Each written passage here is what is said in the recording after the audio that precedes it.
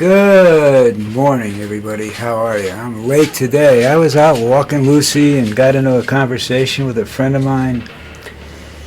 I have some very highly intelligent friends, and I don't know what they're doing hanging out with me, but it's very interesting to spend time with them, you know. We were talking about a lot of things, AI and its influences on people and the direction it could happen, you know. And the biggest thing with the improvements I've seen in my lifetime, anyhow, is that there's less jobs. You know, there was during the 50s and whatnot, right after the war, Vietnam War and everything like that, there was a big influence of people, and there was especially after the Korean War and World War II, there was a huge growth spurt, a lot of construction going on. And now construction's expensive, so there's not so much work anymore. Not as much as there used to be. They're going to try and open up areas for logging, but people don't want wooden houses. And that's expensive. The carpentry is expensive. So, you know, I don't know what's going to happen with that. By the way, I still have a little problem with my voice in the morning, but I'm much better. Thank you, everybody. But it's a strange world. I mean, people are inventing things that are designed to replace humans. So my answer is, what do you do with these people if you can't find work for them? Oh, we're going to make all taxi cabs driverless. Well, what do you do with all these people, especially in New York City, where they spent $1 million to buy a taxi cab? I don't know whether it's still the same price or not, or if Uber has made their medallions worth less. Not worthless, worth less than they were when they purchased them. But these people invested a lot of money into being able to work for themselves and whatnot, and now you wonder what's going to happen. I don't know. I'm not a genius. I have no idea what's going to happen with the people that, you know, are out of work. A long time ago when my father died, which is like, I was 21 when that happened, so that's 58 years ago. Almost 60 years ago. And he, and my stepbrother, who I don't very much talk about, who's passed away, was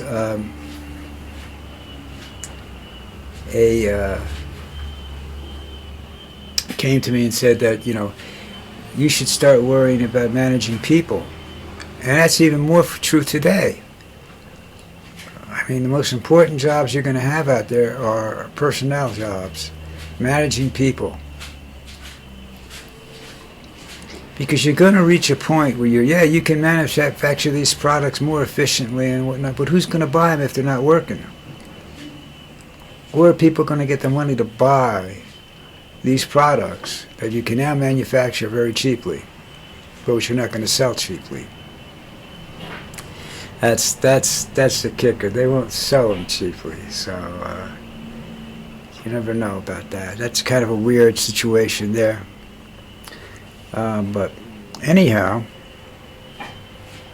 I don't know what's going to happen. It's an interesting subject. There's a lot of ethical questions coming about AI that are people aren't paying enough attention to, I don't think, and so we just have to wait and see what happens there. I'm moving my head because I keep seeing a flash of light and I don't know where it's coming from. Sorry about that. I'll stop.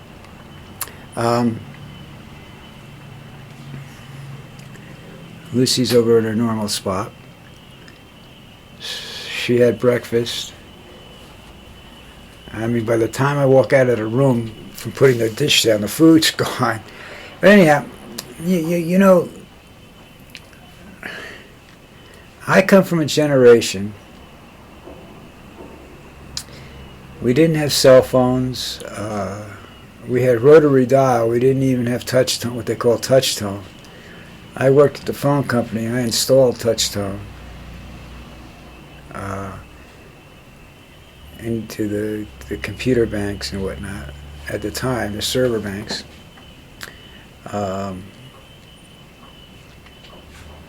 It was funny, you know, because you took 10,000 lines and put them into a 6x6 room where before you have 10,000 lines, you had 20-foot long racks that the phone was on, and it was two-sided, number and then the equipment that they call the equipment side.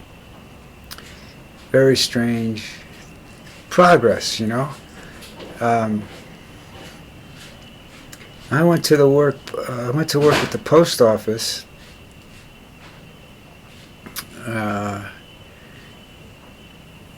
As a temporary employee while I was looking for work and whatnot, and I signed a 6-month contract for them. And I tried to get to work full-time, but they wouldn't give it to me.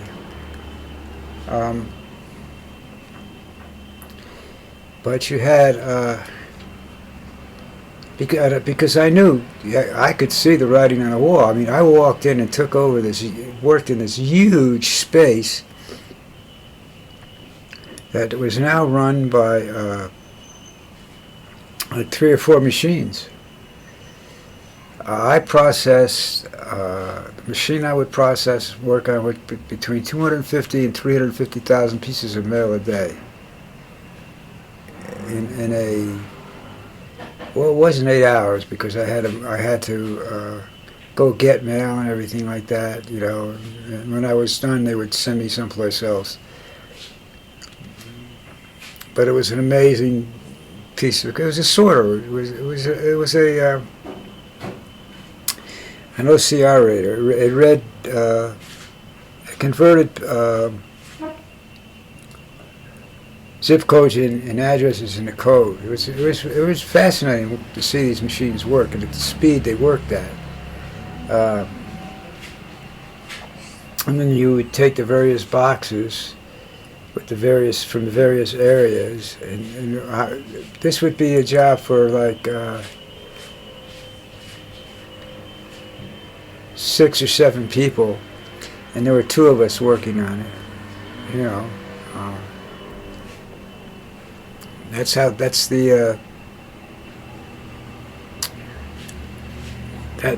modernization.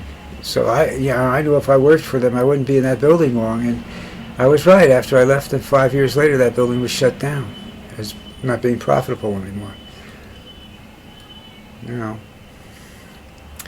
teletype was the big area. When I started working there, it was the teletype that was starting to. They made it legal to use to send contracts by teletype, and once they did that, that was pretty much the end of the postal system as we knew it. You know. I don't know how they handle it down here, because there's no real postal system. Like, you have a credit card with, let's say you get printed bills from electric and water, gas is like, I think that's all one bill, and it's delivered to here by messenger service, and you know, they send a guy up with a bag of stuff and he drops it all off, and then the various security people sort it out and put it in your various boxes, or hand them to you personally, so you can't say you got them, but it doesn't make any difference. Ours all done electronically. They're just wasting paper sending it to us. You know? Same thing with phone bill.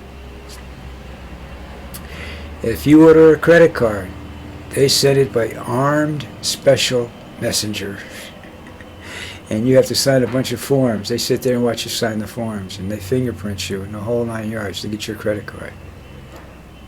Home service. It's not, you know, it's no mail service though. There is a company called 123. If you, and I have to tell you, I've been here 18 years. Where I'm living now, and I received 2 pieces of mail from regular mail somebody dropped in a mailbox in the United States. And it takes about 3 months to get down here.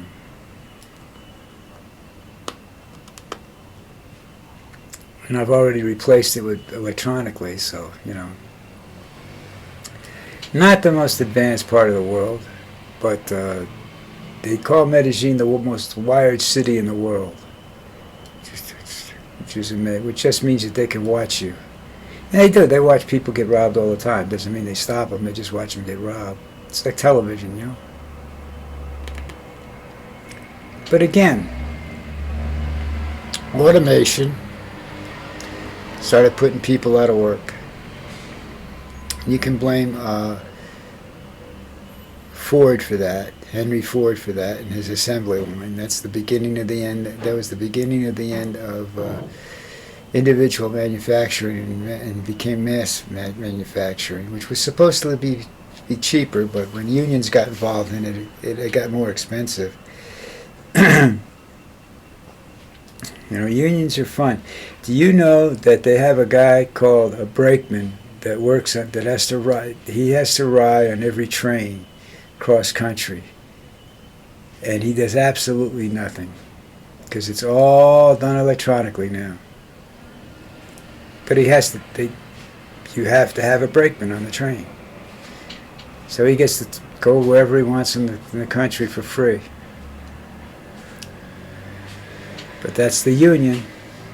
There's good and bad in the union contract, and there's the better things get and the more automated things get, the worse the contracts get, because you get less work you're getting less return on your investment money-wise. I mean, giving people a job, all right, but you're not getting anything back on that investment.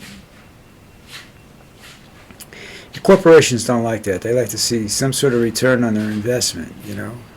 If you own a small business, you want to see that too. If you hire so-and-so to do deliveries for you, and you find out that your deliveries aren't getting there on time or whatever, you have two choices: to hire somebody to assist him, or to find a different way to get your stuff there. You know, you bring in outside deliverers. Now, instead of 6 or 7 delivery drivers, you have a logistics expert who sifts the stuff to other companies, which is what they do down here. Like an example of that is I have a company called, it's Avianca's delivery system, package delivery system, international package delivery system. Until it gets to Bogota, then it's handed off to another carrier. And then it gets to Medellin, and it's handed off to another carrier who actually brings it to your house. So it's a little, you know, a little weird, but that's the way it is. Anyhow, that's what I was doing this morning. I was talking about that. AI and some other things. Just it's puzzling, you know.